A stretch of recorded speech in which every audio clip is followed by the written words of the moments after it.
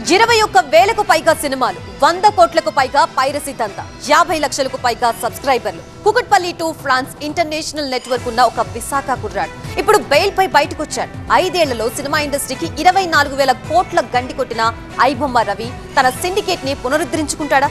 విదేశీ సర్వర్లనే హ్యాక్ చేయగలిగినట్లు ఆరోపణలున్న రవి మళ్లీ పైరసీ దందా షురూ చేస్తాడా? పరిశ్రమకి సీక్వెల్ చూపిస్తాడా? కోరలన్నీ పీకేశాం, వాడికంత సినిమా లేదంటోంది cyber crime department. Arrest, custody, ఇప్పుడు విడుదల. 12 ఆంక్షలున్న రవి మళ్లీ రెచ్చిపోతాడా? బెయిల్ తర్వాత రవిపై నిఘా ఉంటుందా? ఐబొమ్మ మళ్లీ యాక్టివేట్ అయ్యే ఛాన్స్ ఉందా?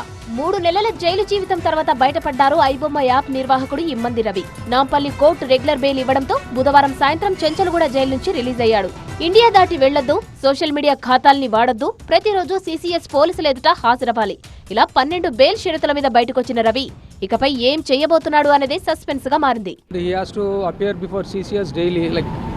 మార్నింగ్ నుంచి 5 లోపల ఒక్కసారి చార్జ్ షీట్ వేసేంత వరకు తను కంపల్సరీగా హీ హాస్ టు అపియర్. లేదు, he should not talk to media. I mean he should not handle any internet. Cinema పైరసీతో ఇండస్ట్రీని ఆర్థికంగా చితగ్గొట్టి నిర్మాతలకు కంటి మీద కునుకు లేకుండా చేసిన రవిని గత ఏడాది నవంబర్ 16న సైబర్ క్రైమ్ పోలీసులు అరెస్టు చేశారు. 21,000కు పైగా సినిమాలు, కొత్త ఓటీటీ కంటెంట్ పైరసీలో ఇతడే కింగ్ పిన్. పైరసీతో పాటు బెట్టింగ్ యాప్ల ప్రమోషన్ కు పాల్పడినట్టు అతడిపై 5 కేసులు నమోదయ్యాయి. ప్రస్తుతానికి అన్ని కేసుల్లో బెయిల్ వచ్చినట్టే. 20 రోజుల కస్టడీలో అనేక విషయాల్ని రాబట్టారు పోలీసులు. 5 ఏళ్లలో పైరసీ బిజినెస్ తో 13 కోట్ల మేర వెనకేసుకున్నట్టు, 7 బ్యాంకు ఖాతాల్లో దాచుకున్నట్టు, లావాదేవీలన్నీ విదేశీ కరెన్సీలోనే చేసినట్టు ఒప్పుకున్నాడు.